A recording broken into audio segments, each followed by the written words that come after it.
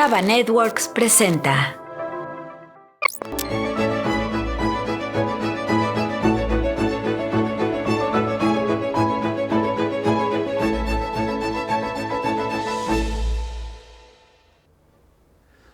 Hola, ya saben ustedes que en nuestro programa siempre estamos diciendo que es para promover arte, ciencia y reflexión política y constantemente una cosa se mezcla con la otra, pero en donde hemos fallado más en aquello que le llamamos ciencia.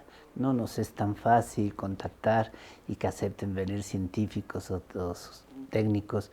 Así que hoy estamos de plácemes porque hoy sí traemos aquí a un personaje para hablar de ciencia y tecnología que es tan necesario en nuestros días comprender. Y por eso está con nosotros Luis Fernando Castro, que es jefe de ingeniería. Tú mismo explícanos tu cargo, jefe Fernando. Hola, ¿qué tal? Yo soy jefe del Departamento de Ingeniería Eléctrica en la UAM Iztapalapa. Ya, mira, yo tenía idea que era en la de Xochimilco, es en la de Iztapalapa. Es en Iztapalapa. Y pues vamos a tratar un tema que a mí me es difícil, porque siempre con nuestros invitados yo tengo una idea de lo que se trata y que vamos a preguntar por lo mismo en consecuencia. Pero aquí soy tan neófito en esta cuestión de la tecnología informática que con trabajo, que no saben cómo paso trabajos para manejar mi computadora, este, para que nos platiques básicamente qué consiste la informática. Pues la informática básicamente trata sobre una herramienta. O sea, en realidad no es el fin, sino es un medio a través del cual se apoyan pues todo el quehacer actual de las personas. Entonces, desde humanistas hasta gente en sus casas, no sé, en la industria, en el gobierno, utilizan como herramienta los recursos informáticos. Y básicamente lo que es la informática pues es tratar de generar elementos que sean herramientas para que se puedan llevar a cabo las operaciones y las acciones de las personas más fácilmente. Por ejemplo, a nivel administrativo, pues antes las nóminas se hacían a mano y tomaban mucho tiempo hacerlas. Actualmente pues ya en realidad es un botón y el sistema genera la nómina e incluso genera los depósitos y transferencias de manera automática. Entonces eso libera mucho tiempo de las personas, se requiere menos personal y además se hace más eficiente y sin errores. Y ese por poner un ejemplo, pero básicamente podemos ir a nuestros autos o a pues cualquier cosa, la operación de un elevador, ya todo es gracias a que hay recursos informáticos que hacen más eficiente, más seguro y pues permiten un manejo más confortable como sociedad, nos ayudan a eso, ¿no? Entonces en realidad la informática va mucho en ese sentido. Sí, aunque ay, a mí me causan mis temores. Hacemos también un programa de radio y siempre estoy con que, ay, no vaya a bajar el wifi, ay, que no se descomponga mi teléfono. Me causa muchos temores la tecnología, pero es cosa de la edad, es cosa de que también todavía no es tan perfecta, ¿no? De repente hay cosas Pero lo que que pasa es que se nos baja, que no sé qué, porque desaparece la energía y cosas así. hay muchos elementos, o sea, digamos, para que una solución funcione, pues juegan a nivel de componentes, pues varios cientos, miles o decenas de miles de elementos que en conjunto hacen la magia, como se le dice. Y por supuesto, existen probabilidades de que fallen algunos de los elementos y que no se den, ¿no? Entonces, digamos, los más visibles, pues, por supuesto que no haya el Wi-Fi, que sería la red inalámbrica en nuestras casas, que pues, puede suceder porque no hay luz, porque se cayó el enlace con el que nos provee el servicio, porque falló el dispositivo, o sea, pues son distintas razones por las que puede fallar, porque mi computadora pierde la configuración, o sea, hay muchos factores por los que puede fallar. Y bueno, pues por supuesto, como dicen, cuando la tecnología funciona es maravillosa, pero cuando falla es una Sí, pesadilla. sí, sí. Entonces, eso es lo que sucede. Y bueno, ya en soluciones más robustas, por ejemplo las de los bancos, pues tienen muchas redundancias precisamente para que si ya algo llega a fallar, se van por el elemento redundante. Entonces, pues tienen todo doble, tienen dobles wifi, tienen dobles servidores, tienen dobles plantas de luz, etcétera. O sea, entonces falla algo y entra el respaldo. Entonces esas son distintas tecnologías asociadas a la informática precisamente para que la informática no falle. Pero pues por supuesto todo esto tiene costos y pues finalmente se vuelve caro y es muy difícil para nosotros como simples usuarios pues tener duplicados de muchas cosas. Por supuesto hay algunos elementos que sí tenemos duplicados, por ejemplo los respaldos de nuestra información, pues esos son duplicaciones, tratamos de que estén seguros porque si se pierde pues es Sí. una tragedia. Es que ahora nuestra vida puede estar en un teléfono, en una computadora, ahí está todo. Y de repente dice, ay, ve uno el teléfono. Pensar que dependemos tanto de él, que cuando nos lo roban no es el precio de lo que nos dan el aparato, sino la parte de la vida que se están llevando de uno, los amigos y demás, que lo hace terrible. Hace un rato me estabas platicando, antes de que entráramos al aire, cómo se da esta magia de que tú escribes en tu computadora o en tu teléfono y al otro lado del mundo la reciben en segundos, ¿no? Ni segundos. Bueno, pues eso básicamente se da a través de, pues, de lo que le llaman la red de internet, que pues empieza desde los 80s, a hacerse, digamos, el esquema. Pero básicamente es un esquema en el cual funciona muy parecido a las oficinas de correo. Sí, nada más que aquí no se mandan cartas o paquetes, lo que se mandan son pedazos de información codificada. Entonces, esos pedacitos traen un origen, o sea, un remitente que está mandando ese paquete de información y hay un destinatario. Entonces, tiene una dirección origen y una dirección destinataria. Entonces, en el Inter, pues hay muchos puntos que van enrutando, que así se le conoce, el paquete a través de toda la Internet. La Internet la forman, pues no sé, millones de dispositivos que enrutan estos paquetes. Entonces, de acuerdo a la dirección destino, se le va dando ruta al paquete hasta que llega al destino. Todo esto a velocidades inmensamente rápidas. Entonces, nos permite pues conversar o tener una videoconferencia con alguien en el otro lado del mundo, porque los tiempos son rapidísimos en todo esto. Pero básicamente el principio es ese, es un principio como el del correo. Nada más imaginemos que el correo, en lugar de que tarde 2, 3 días en llegar a su destinatario, aquí tarda 2, 3 milisegundos, es una cosa muy rápida, pero es el mismo principio, no tiene variaciones diferentes. Aquí pues tiene situaciones en las cuales si el paquete se manda, el destinatario manda un reconocimiento que lo recibió. Ah, Y si no lo recibe en cierto tiempo, en 2, 3 segundos, lo vuelve a mandar. Entonces eso ayuda a que si hay problemas de comunicación, el propio forma de hacerlo se restituya. Pero los principios son extremadamente sencillos. Ya, pues, hay detalles ya muy finos, que es la estructura de ese paquete, esa carta que se manda. Pues ya tiene, ahora sí, ya aspectos un poquito técnicos que sí son importantes considerar al momento de que se hacen estas soluciones. Pero para la mayoría de los mortales como nosotros, es suficiente el principio, no es necesario nada más. Entonces, si yo estoy chateando con mi teléfono, cuando yo escribo, lo que acabo de escribir se convierte en un pequeño paquete y ese paquete se manda hacia el destino. ¿y los satélites tienen un papel importantísimo en eso o no? Totalmente, porque digamos, las comunicaciones que tenemos, digamos, en distancias cortas pueden ser inalámbricas, porque pues, se permite. Hay condiciones de transmisión que se permiten, pero pues ya no puedo tener, pues lo vemos con las estaciones de radio, o sea, yo voy sintonizando en mi coche una estación de radio y si voy a Cuernavaca, pues ya por Tres Marías ya se empieza a oír muy mal. ¿Por qué? Porque ya perdió potencia la señal, etc. Entonces, la parte inalámbrica pues tiene ciertas limitaciones. Entonces, el otro método pues es cable o fibra óptica. Entonces, esa pues ya permite distancias muy grandes y todo eso. Y pues actualmente hay muchísimos cables y fibras ópticas a lo largo del mundo que le dan vuelta y hay incluso submarinas que traspasan los océanos para que esa comunicación se pueda dar. Más sin embargo, la parte cuando no existían estos, pues se hacía vía rebote, o sea, se mandaba la señal hacia el satélite y el satélite rebotaba y pues en el otro lado del mundo donde da. Los satélites tienen cierto rango de cubrimiento, o sea, no pueden cubrir los 360 grados de la esfera de la Tierra, pero pues sí, más o menos, el equivalente pues como a unos 150 grados. Entonces dentro de ese ángulo de 150 grados rebotan perfectamente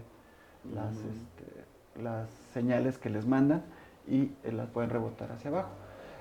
Las distancias son un poco largas, ya depende de la altura del satélite, si está en órbitas de baja altura que le llaman o más altas que serían las geoestacionarias, en las cuales pues sí ya hay limitaciones físicas de lo que tarda en llegar una onda al satélite y baja, ¿no? Por las distancias que ya empiezan a ser importantes. Y la comunicación satelital da cierto nivel de retraso.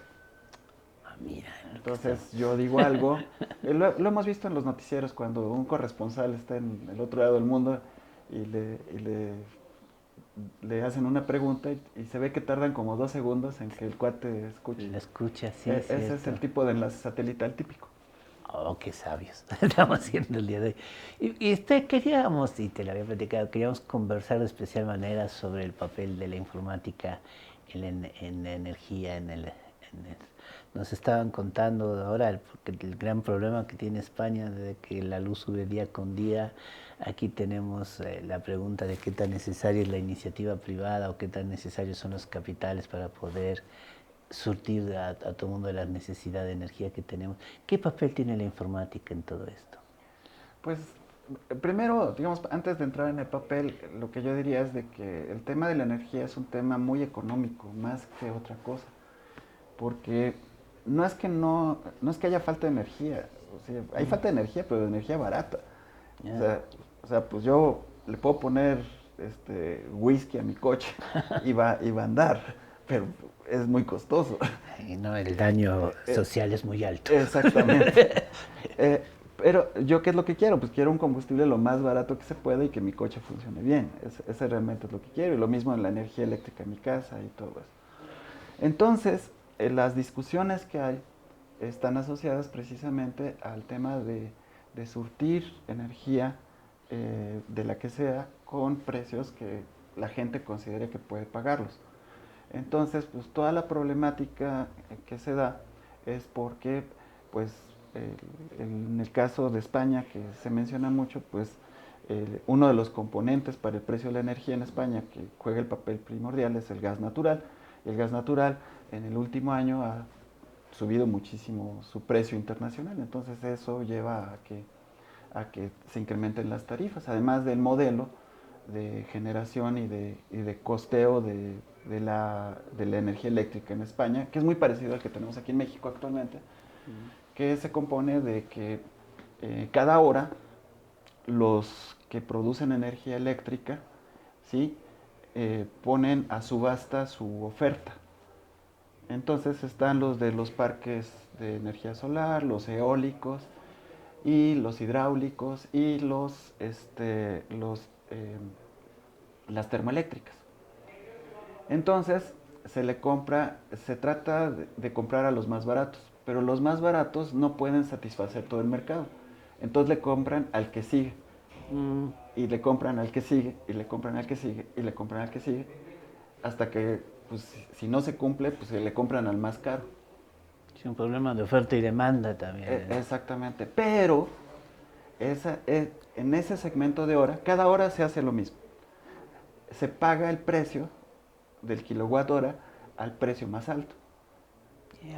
Entonces, lo que sucede es de que al que le costó muy poquito dinero producir, le van a pagar mucho dinero. Y al que le costó mucho dinero producir, apenas si le van a pagar lo que le costó producir, o sea, no tiene utilidad.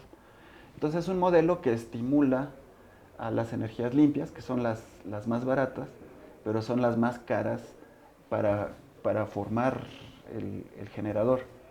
O sea, montar una planta solar es muy cara, o montar una planta eólica es muy caro.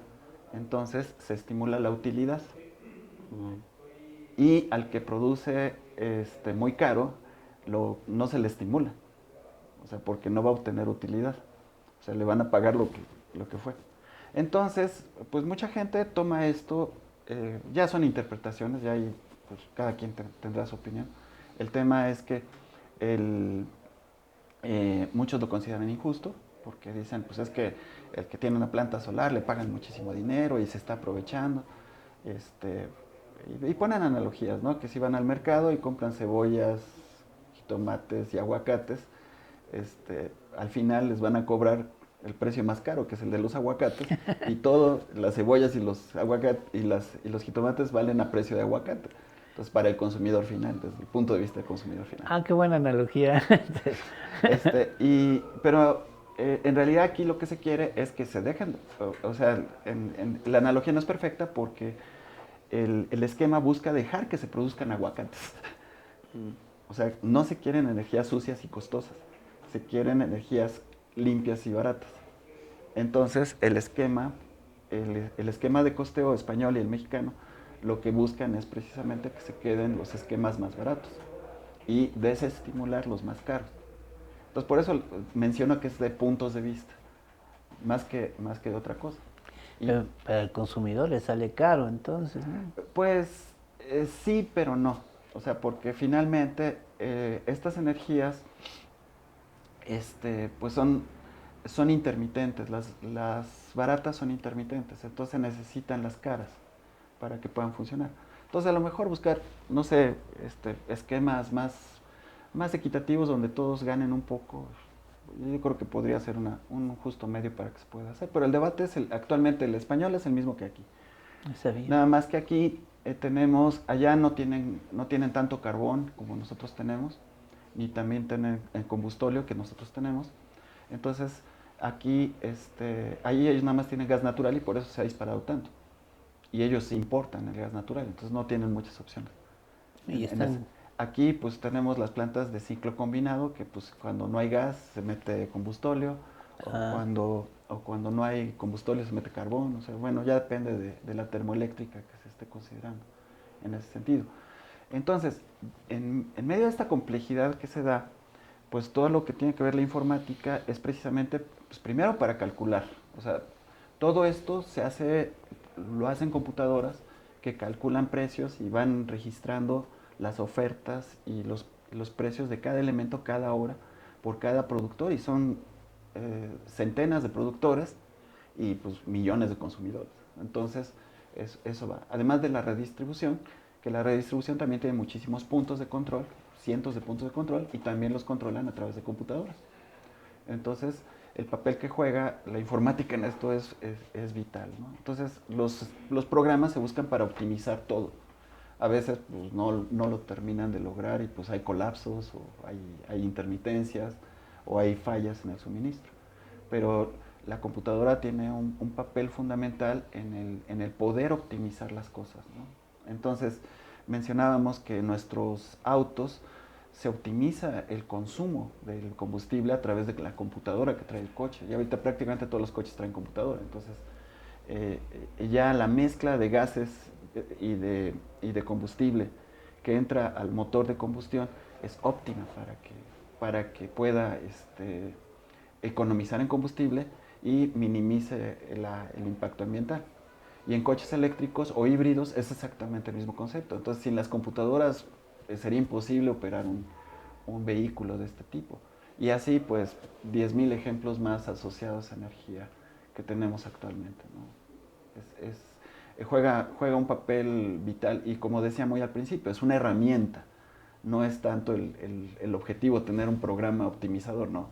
El objetivo es dar energías lo más baratas que se puedan, las menos contaminantes que se puedan, y pues para eso se necesitan herramientas que permitan lograrlo. Y esa es en sí la informática en este campo en particular. Pero no se siente que haya bajado la energía. Bueno, yo igual estoy equivocado, porque yo estoy de la generación que no le tocaba todo esto. Pero no siento que los precios de electricidad y todo hayan bajado. Sí, sí hay. Pues lo que sucede es que, primero, como un bien, o sea, es un bien de consumo, la energía es un bien de consumo. Cuando, digamos, uno no tiene muchos recursos, digamos, veámoslo a nivel muy micro, a nivel de uno, Cuando uno no tiene muchos recursos, pues no consume demasiado porque pues no hay forma, ¿no? Sí. Este, Además no tiene unos tantos focos ni esas cosas. no, pues hasta le baja uno Sí. y busca los focos de menor potencia y está uno muy al pendiente de consumos y cosas superfluas porque no hay recursos. Entonces, pues el consumo es bajo. Pero cuando nos empieza a ir bien y todo eso, pues nos damos lujos, nos vamos al restaurante, o sea, hacemos cosas, ¿no? Porque ya tenemos un poquito más de ingreso. Como sociedades, ya llevando este ejemplo a un nivel macro, a nivel de sociedades, las sociedades hemos crecido económicamente, o sea, como economía somos más fuertes que hace 20 años o que hace 40 años. Entonces, al crecer como economía, o sea, como un todo, tenemos mayores demandas de energía. Esas mayores demandas de energía hacen que el precio de la energía suba, porque hay más gente demandando el bien. Entonces, el tema es que vemos, y las gráficas así son, ha subido ligeramente la energía, pero la capacidad para adquirir la energía y para generarla ha subido también. Entonces, en términos prácticos, sí ha subido poco, pero ya da capacidad a muchísimo más gentes que lo necesitan. Y ahora, hablemos de países. Hace 60 años, pues China, su Producto Interno Bruto era muy pequeño y todo eso.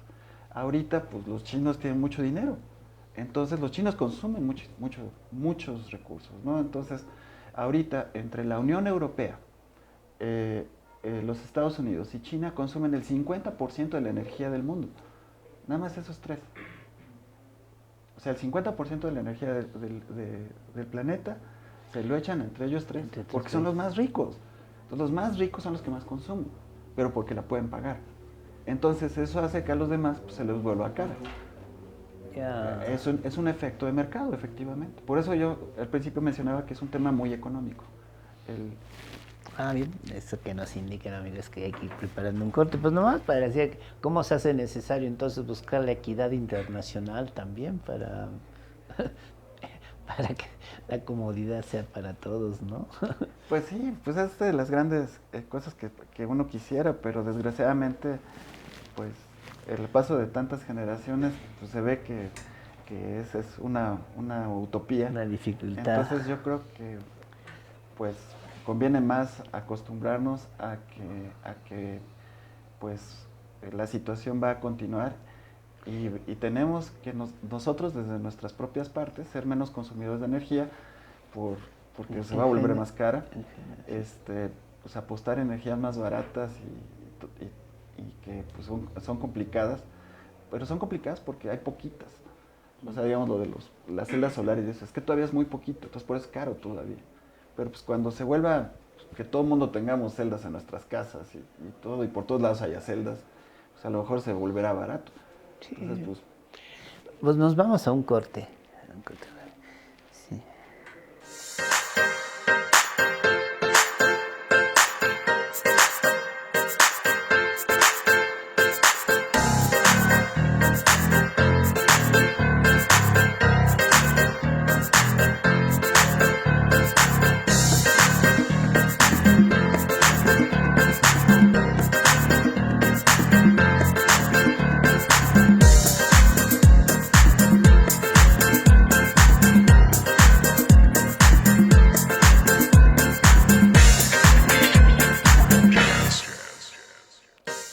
Pues estamos en eso de la necesidad de aumentar el crecimiento de las llamadas energías baratas, que además son energías que cuidan mejor el modelo de la ecología, ¿no? Es una tendencia. Lo que yo a veces me pregunto, yo no creo que los países que tienen petróleo, incluyendo a México, algún día vayan a renunciar a usar lo que tienen en el fondo, no sé, o lo vayan usando más gradualmente, en fin. Alguna vez en una conferencia nos decían el grave riesgo que hay de que el mundo adquiera el poder de consumo que tiene China. Decía, si algún día cada chino consumiera lo que consume un sueco, el mundo no lo soportaría. no soportaría. ¿Y cómo le vas a decir a China? No, ustedes no tienen derecho a crecer como creció Finlandia. Sí, es un problema muy Sí, serio. es un tema global totalmente y pues depende mucho de las regulaciones internacionales que estén dando. Actualmente se penaliza el uso del petróleo, ¿no?, a nivel global. Entonces, si yo produzco un bien a través de energías no limpias, entonces cuando yo lo quiero exportar, las reglas de exportación van a marcar que yo tengo que pagar un sobreprecio por la forma en la que lo produje. Entonces, el uso del petróleo a nivel global, aún en países que tienen grandes cantidades de petróleo, no está necesariamente promoviéndose a nivel global. Pero a nivel interno, pues por supuesto cada país es muy autónomo y pues toma sus propias decisiones. Pero en temas de exportación están pues, los famosos bonos de carbono, que es precisamente los sobreprecios que se ponen a la exportación cuando la producción se hizo con energías no limpias. Que, entonces dicen, bueno, pues si tú produjiste y todo lo tenías con una planta solar y eólica y todo lo que estás produciendo está en esas condiciones, ok, te lo, te lo compro y te lo compro al precio que tú me das. Pero si fue todo lo contrario, ¿sí? Te digo, no, ¿sabes qué? Te lo compro, pero tu producto va a pagar este impuesto. Y ese impuesto es la parte en la cual viene el sobreprecio y pues pierdes competitividad a nivel global. Ya no está el mercado libre. No, no, ya ahorita no se puede. Digo, si quiere uno tener comercio en la, en la ODEC, la de Desarrollo Económico, Sí. los países que son miembros de esa se comprometen a hacer ese tipo de arreglos. Entonces, la Unión Europea, Estados Unidos y algunos más, pues, es de que tienen que entrar con eso, si uno quiere tener comercio con ellos. Y me decías también de la computación, la utilidad que tiene en la biotérmica, o que me estabas contando, la utilidad que tiene en biología, bueno, en la medicina también, ¿verdad? Pues en todos los campos, es una herramienta, entonces en cada campo tiene sus aplicaciones, ¿no? Entonces, pues prácticamente todos los aparatos médicos tienen computadoras integradas dentro de ellos, desde un pequeño marcapasos que pueda tener una persona en su corazón, ya es una pequeña computadora ahí que está registrando la información, detecta la arritmia y manda impulsos para que se corrija. Ah, lo corrige Sí, lo corrige y lo corrige en el momento. Eso es un marcapasos. Uy, vamos a quedar todos desempleados, ya no vas a tener trabajo tú y otros cuatro que estudiaron informática.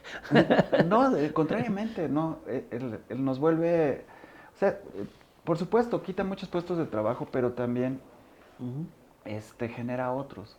Entonces, pues, como dicen, lo que hace es que la sociedad se transforme. Hay estudios en los cuales sí dice que hay una disminución de empleos cuando hay automatizaciones en fábricas y cosas así.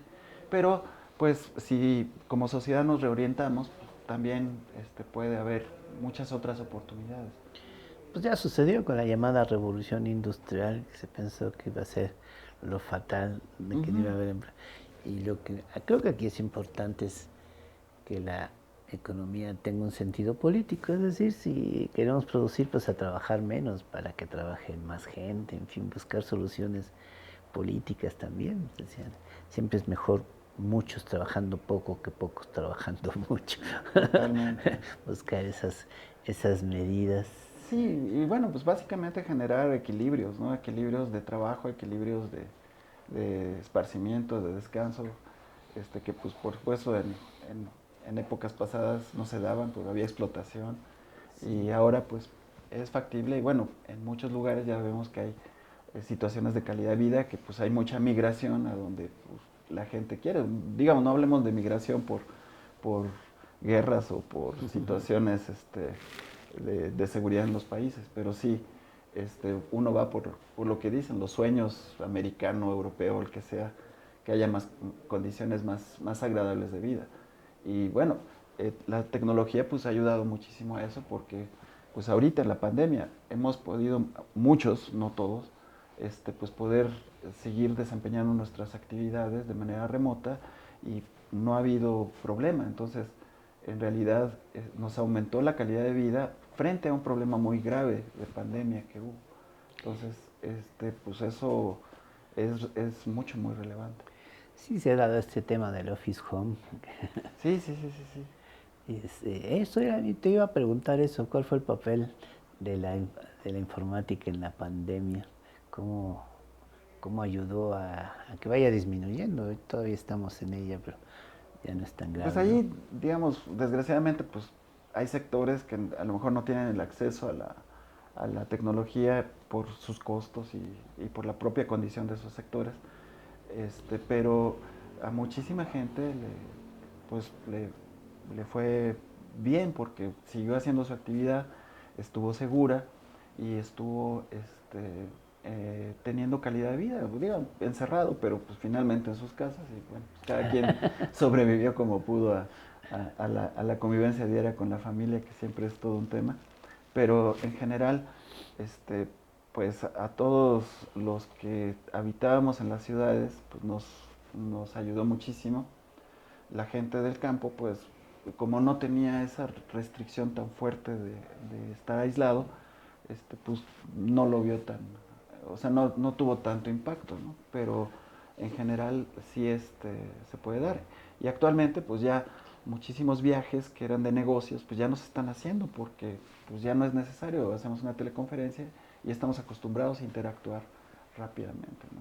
Entonces yo en esta pandemia he tenido contacto con todos mis profesores, somos como 70 en el departamento y con todos hemos tenido contacto y se han seguido dando las clases, o sea, todo se ha seguido, las actividades se han seguido dando, ¿no? Lo único que se interrumpió fueron la parte de laboratorios, pero quitando eso, todo se pudo hacer sin mayor problema. ¿Y la calidad de educación no bajó? En las disciplinas que manejamos en nuestro departamento creemos que no bajó. Sin embargo, por supuesto, esto no podemos decir que es una regla, o sea, porque pues hay otra componente que son los alumnos. Entonces, algunos se podían conectar, otros no se podían conectar, algunos les acomodó la situación, otros no les acomodó. Entonces, los resultados, digamos, no son malos, pero no podemos hacer una generalización de que fue un éxito 100%. Yo creo que tuvo un impacto muy positivo para no estar sin Claro. hacer nada. Desgraciadamente, pues sí, mucha gente se nos quedó en el camino, de que pues ya no pudieron seguir tomando clases, tuvieron que trabajar, o bien pues el aprovechamiento no fue el mismo. Decía de las clases de laboratorio, pues puede ser que pues muchas materias que implicaban un laboratorio, como no se pudo dar el laboratorio, pues esa parte quedó pues mal en la formación de estos estudiantes. Claro, Y ahora, claro. nosotros somos disciplinas en mi departamento que manejamos 3 carreras: ingeniería electrónica, licenciatura en computación e ingeniería biomédica. Las más prácticas son ingeniería electrónica e ingeniería biomédica. Estas disciplinas son fácilmente manejables de manera remota, pero otras disciplinas dentro de mi misma unidad académica en Iztapalapa no tienen la misma suerte. Por ejemplo, todas las carreras de biología o las carreras de química, en las cuales los laboratorios pues, es la base de la carrera y la experimentación que necesitan. Entonces, esas carreras se vieron más afectadas. Entonces, pues, los retos ahora en nuestro regreso a la presencialidad, eh, quién sabe cómo vaya a ser esta presencialidad, pero a esta nueva presencialidad es el reto de cómo tratar de cubrir estas deficiencias que tienen los alumnos en la formación que se les dio durante este periodo. Ya, ¿no? Ya van a entrar a dar clases. Ya. Todavía este trimestre que va a empezar, vamos a empezar trimestre este próximo 8 de noviembre y termina el 8 no creo que termine el 8 de febrero, una cosa así. Entonces, todavía va a ser remoto, va a haber algunos cursos que van a ser presenciales y es más a nivel de prueba para ver cómo nos Mm. vamos a mover. Y se espera que el trimestre que empieza a finales de febrero del 2022 ya tenga una fuerte componente presencial. Y los laboratorios, ¿no? Sí, sí, sí, sí, no, Sí. principalmente, la preocupación está con los laboratorios.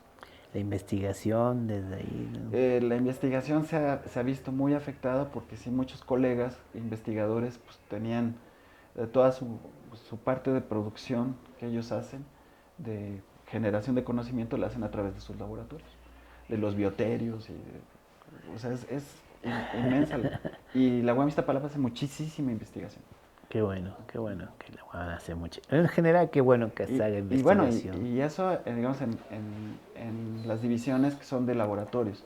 Pero, por ejemplo, la división de Ciencias Sociales y Humanidades, sus laboratorios es ir a comunidades o atender a campo, que es todavía pues, más complejo, pues porque hay que desplazarse. Entonces, muchos colegas de esa división van a las comunidades a hacer sus estudios sociales o a ver distintos aspectos de su quehacer de investigación.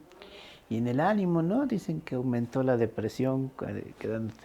Ya me imagino estar soportando a la familia todo el día. Es complejo. Y más si partimos de un modelo en el cual pues salíamos a trabajar y nos perdíamos 10 horas y regresábamos 10 horas después. Sí. Entonces convivíamos con la familia un tiempo pequeño, relativamente pequeño. Pero ahora pues, convivir con la familia 24 horas es complejo y además, desgraciadamente, para muchos los espacios donde vive la familia son que los espacios vitales ya de cada persona pues sí se ven muy afectados. Entonces, pues eso genera estrés, genera depresión, o sea, genera muchos trastornos de tipo psicológico. Entonces, pues ahí va. A lo mejor unos tenemos más suerte que otros porque a lo mejor nuestros entornos de casa son más propicios. Te permiten privacidad que no permiten ciertos espacios, ¿no? Sí, pero pues en una casa donde hay, no sé, 5 personas, hay 2 recámaras, hay un baño y pues va a ser muy complejo todo, ¿no? No hay privacidad y pues cada quien tomando clases, los niños tomando clases remotas, los papás están atendiendo sus conferencias de trabajo, etcétera. Pues es complicado. Y si son varios niños, difícilmente cada uno va a tener su computadora, ¿no? Además, o sea, porque implica, bueno, nos ahorramos muchísimo, ¿no? Digamos, esta pandemia en ciertos sectores generó muchísimos ahorros, pero también en otros generó algunos gastos, ¿no? O sea, nos quejamos de los gastos del internet y de la luz, pero yo en mi opinión nada que ver con los gastos de transportación y de comer fuera de casa. O sea, uno hace las comparaciones y no, la verdad es que la pandemia en términos de ahorro ha sido muy bueno para muchos de nosotros. En mi caso, yo he ahorrado muchísimo dinero por no tener que desplazar.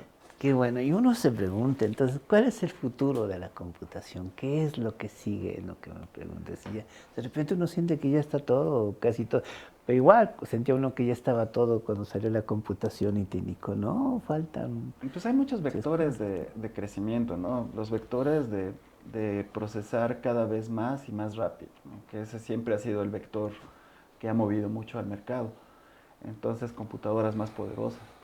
Eso, pero dices, bueno, ¿para qué quiero una computadora más poderosa? Ah, bueno, porque pues hay muchas aplicaciones que requieren mucho poder de cómputo. Entonces, hay, por ejemplo, aplicaciones que consumen muchísimos recursos. Por ejemplo, una aplicación de procesamiento de imágenes puede requerir muchísimo procesador. Y no me refiero a cosas exóticas, juegos.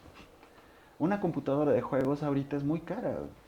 Digamos, los chicos que son fanáticos de esto, se habla de computadoras que les llaman las computadoras gamer. Y estas computadoras llegan a 50,000, 60,000 pesos por equipo, porque son muy poderosas precisamente para procesar las imágenes del juego. Es que juegan fútbol y ese tipo de cosas. Entonces, como las imágenes se van generando en el momento, la computadora trabaja muchísimo en lograr ese tipo de cosas. ¿El futuro es que eso se abarate? Sí, porque pues finalmente pues hay mercado y pues todo eso ha tendido a abaratarse. De hecho, son muy baratas. El hablar de 60,000 pesos para un equipo de esos, en la analogía de hoy hacia hace 10 años, la comparativa tendría que ser como de un equipo de 150,000 pesos a un equipo de 60,000 pesos. O sea, eso es lo que se ha abaratado en 10 años. Qué bien, pues cómo vamos a ir utilizando todo esto. Y bueno, y las aplicaciones que se están dando actualmente es porque nuestra computadora en realidad esté conectada a computadoras que no vemos, que le llaman la nube. O sea, la nube en realidad son computadoras que no vemos y que ahí está la mayor parte del poder de cómputo de todos. Entonces, Eso ayuda en mucho porque no necesito grandes computadoras, yo como usuario final, las grandes computadoras están en la nube y son baratas porque pues, hay muchos que ofrecen esos servicios, se vuelven más baratos y pues yo no necesito grandes instalaciones. Para tener un centro de cómputo es muy costoso porque implica gasto eléctrico y gasto para enfriamiento en aire acondicionado. Y eso es muy caro. Un centro de cómputo de buen tamaño puede costar a una empresa cerca de $1.000.000 entre equipos y todo lo que se necesita para que opere. Ahora con las tecnologías actuales yo puedo tener acceso a un centro de cómputo de ese nivel por, pues, no sé, por 4,000 pesos al mes. O sea, y ya estoy hablando de mucho dinero. Es muy barato también. O sea, es una tendencia a ir abaratando y producir más y demás. Y la otra tendencia fuerte está asociada a, pues cada vez de lo que le llaman la inteligencia artificial, es decir, que hay algoritmos que tengan cierto nivel de aprendizaje o que tengan capacidad de distinguir y todo eso, ¿no? Entonces ahorita en la actualidad, pues hay ya tecnología que ya funciona, que puede reconocer caras, rostros, identificar quién es, qué hizo, reconocer objetos y todo. Entonces, ese tipo de cosas pues es sorprendente y hay muchísimas aplicaciones que ya se están dando en estos términos, desde aplicaciones de seguridad bancaria y de ese tipo, hasta pues lo que a uno se le pueda ocurrir. Me llama la atención eso que le llamas la nube. Es decir, si es posible que todo tu historial esté ahí. No puede, está. Sí. O sea, todas nuestras interacciones están, ¿no? Nada más uno puede googlear su nombre y pues van a aparecer muchas cosas. Si yo le hablaba hace 10 años, 6 años a una chica y todo lo que dijimos, ahí está. No, hay límites, pues. O sea, por ejemplo, el, la mayor parte de las aplicaciones de mensajes son privadas. O sea, sí están en la nube, pero son privadas. Entonces, no hay forma Se bajen. de que se bajen. O sea, ya si alguien las quiere tomar o es un mandato judicial, o sea, de que ya la ley lo está demandando esa información, Es posible. porque pues lo están utilizando para un fin que no se dio. Pero en general es privado, o sea, y somos tantos millones que la verdad pocas personas somos de interés como para que nos estén pinchando las vidas. Y más en conversaciones telefónicas de hace mucho tiempo, y eso pues no están. Y actualmente nuestras conversaciones, las que yo tenga entendido, no se graban. Las que se llegan a grabar son por mandatos judiciales o por gente que pues verdaderamente tiene malas intenciones, ¿no? Que pincha los teléfonos porque quiere. Pero son a ciertas personas y a gente que tienen en la mira por ciertos intereses. Pero en general a la gente de a pie no. Ahora, ¿qué es lo que sí hay mucho? Lo que sí hay mucho, pues es, por ejemplo, la red social de Facebook conserva todo. Instagram conserva todo. Este, eh, ¿Cuáles más? Bueno, TikTok y todas esas también conservan todo. Entonces, si yo le puse un me gusta a una foto, se queda el me gusta y cuándo lo di y a quién se lo di. Si yo puse un comentario, ay, que muchas felicidades por tu cumpleaños, ahí está. Y después de 50 años va a estar. Lo que me sorprende es la capacidad de almacenamiento de una No, información es brutal. La tecnología pues, ha avanzado mucho en ese tipo de cosas, de brindar capacidades de almacenamiento muy fuertes. En 2002 estuve en un proyecto en MedLife, en la aseguradora Hidalgo, en aquel entonces, en la calle de Hegel, no, de Petrarca, en el Ejército Nacional. y por ahí vivimos. Sí. Y pusieron una unidad de 20 terabytes, tuvieron que cerrar la calle y lo subieron con grúa, la unidad de discos. Actualmente podemos comprar esos mismos 20 terabytes, los podemos comprar por 30,000 pesos. Esa cosa costó varios millones de dólares en ese momento. Estamos hablando de hace casi 20 años. En 20 años, algo que era tremendamente inmenso, ahora lo puedo comprar por 20, 30,000 pesos. No, digo, no es barato, pero ya ahorita ya es factible. Sí, sí. Ya. Ahorita el puro teléfono ya, en algunos casos puedes llegar uno al terabyte. Entonces, 20 teléfonos. Sí, yo me acuerdo en la calle de Mariano Escobedo, donde está el edificio Monterrey. Por ahí estaba la IBM. Sí, O ahí sí, está, todavía. sí, hay todavía. Bueno, ya no está. Está lo que era el edificio de IBM, pero sí ya no. Sí, lo que me acuerdo es que cuando pusieron la computadora del IBM se sumieron las casas de abajo y tuvieron que comprar toda la manzana obligatoriamente por el efecto que tuvo. Y dices, mira, ya era para poner una computadora y una, mira cómo está. A finales de los 70, la UNAM tenía una de las computadoras más grandes que había, una Borrux que le llamaban. Estaba en la planta baja del edificio de Limas, ahí en el circuito escolar de Seúl, y era un área inmensa, inmensa. Y como dicen, actualmente mi teléfono tiene más poder de computación Ah, sí. que ese monstruo de aquel entonces. Entonces no es difícil imaginarse qué es lo que todavía sigue de esto. Pues comunicarnos a Marte, a ver si hay marcianos. Pues ahora sí que la parte más agradable de estar en estos campos es que precisamente no deja de sorprender. O sea, siempre hay sorpresas. A lo mejor menos sorpresas como las que teníamos nosotros, ¿no? Cuando llegó la tele a color y todo eso, esas sensaciones sí, de novedad. de descubrimiento, que vimos el alunizaje del hombre en la luna. O sea, esas sensaciones, digo, nuestra juventud actual no las sintió ni creo que las vaya a sentir. O sea, Sí, esos parteaguas de vida creo que pues va a ser muy difícil que los lleguen a vivir. Pero de todas maneras hay muchas sorpresas que estamos por vivir. Yo creo que pues para empezar, pues cada vez con mayor control y todo eso, pues por ejemplo temas, por ejemplo de multas, de tránsito y todo eso, pues se va a acabar porque todo va a estar controlado. Eso es una buena noticia. La parte de delincuencia, pues todo va a estar controlado. O sea, los coches no hay forma que se puedan robar un coche. Porque el coche pues va a estar perfectamente identificable dónde está y se va a poder operar de manera remota el coche. Eso se hacían de los teléfonos y estábamos en un café cuando llegó un tipo y nos quitó a todos el teléfono. Llegó enseguida la policía y dimos nuestros teléfonos y nunca nos los devolvieron.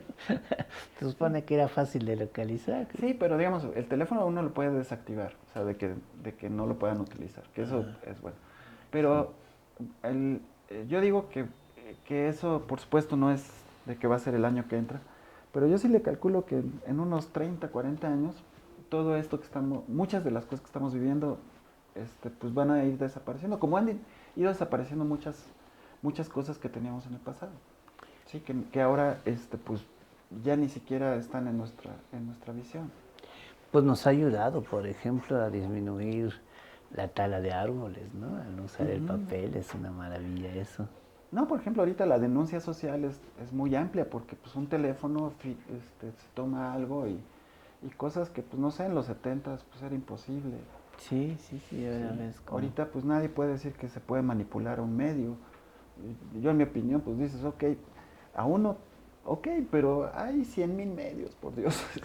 Los medios son automanipulables. Yo decía, pero esa es otra discusión. En la medida que tú pones una noticia, cómo la jerarquizas, ya hay un factor pero de el hecho está que la manipulación, gente de a pie puede poner algo.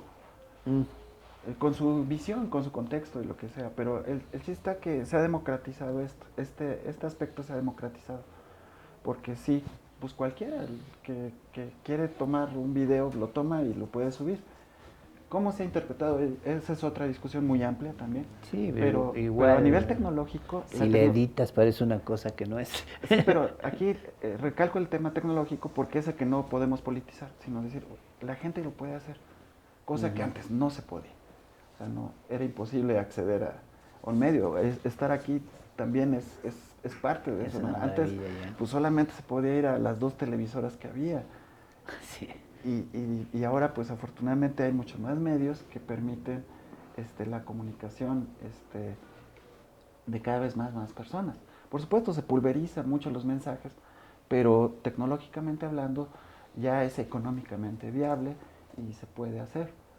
Cosa que antes, pues en los 70s y eso, yo me acuerdo que de niño me llevaron una vez allá a lo que era Televisa Chapultepec y bueno, fue de eso que uno queda sorprendido. El superpoder que tenía Televisa. Sí, pero más que hablar del poder era la sorpresa como niño Claro, de pues, estar en esos lugares, ¿no? de ver la maravilla que significaba haber visto a alguien en televisión y de repente verlo en persona. Sí, Era sí, un sí, sí, wow. Yo viví pues, en provincia un rato también y tenía ganas de regresarme a la Ciudad de México. Qué extraño, es que no sé, en provincia me siento como que estoy en el estadio, pero no en la cancha, por darte un ejemplo. Todos lo vital sucede en la Ciudad de México. Decíamos. Sí, sí, sí. Pero digo, ahorita, pues la verdad es que ya incluso la provincia se ha revolucionado mucho con todo esto, porque pues de repente hay gente que produce videos y que verdaderamente está en el cerro Sí, sí, sí, sí, y sí, no, produce ya. cosas increíbles, o sea que uno la verdad se sorprende y Sí, dan ganas de estar allí. sí. Y bueno, a mí me encanta el que se tenga la posibilidad. Eso para mí es el punto de partida. Cómo lo interpretemos y todo eso, pues ya como sociedad pues tendremos pues, nuestras propias discusiones y Claro, qué pues, está, cómo lo interpretamos. Pero tecnológicamente, que es digamos en el área que yo me trato de mover precisamente para no caer en eso, tengo mis propias posiciones, pero digamos, la parte tecnológica tiende a ser muy este, neutral en ese sí, sentido. pues es tecnología, y ya Y, de repente como, pues sí, como un digo, la bisturí, lo mismo. computadora está ahí, pero si la computadora la usa un narcotraficante, Sí, sí, la sí, sí. tecnología nunca pensó en que pensó que se va a utilizar para algo malo. Y bueno, la persona es la que lo hace. Y Sí, bueno, esa es la parte que a mí me gusta mucho de la tecnología porque pues nos pone en un punto en el cual podemos seguir avanzando y en los otros campos a veces pues las discusiones no siempre hacen que puedas claro, continuar. tecnológicamente 2 y 2 te dan 4 y no hay más que discutir, no hay mucho que discutir, en cambio, sociológicamente, que de todos modos nos hace falta un estudio ya Dios, nos hace falta un estudio sobre el efecto sociológico de la nueva computación, de la computación y todo ese tipo de cosas que habría que abarcar, la psicología social, etcétera, pero Hay mucho de eso, hay muchos estudios, pero sí es interesantísimo eso. sí, ir viendo qué efecto tiene, pues te agradezco mucho. ¿Hay alguna pregunta rápido que no llegó y quisieras hablar? No, al Un contrario, tema, ¿no? Sí. agradecerte la invitación y qué gusto de estar aquí contigo. De estar con nosotros. Pues nos despedimos ya, nos acabó el tiempo y muchas gracias. Estuvieron en el programa de la Orquesta Filosófica para hacerlo sentir, pensar y actuar y para promover arte, ciencia, reflexión política y ahora sí hablamos de ciencia, ahora sí porque muchas veces lo intentamos, ¿no? Pero qué bueno que estuvimos hablando de ciencia. Bueno, muchas gracias. Estuvieron en la Orquesta Filosófica. Muchas gracias. Taba Networks presentó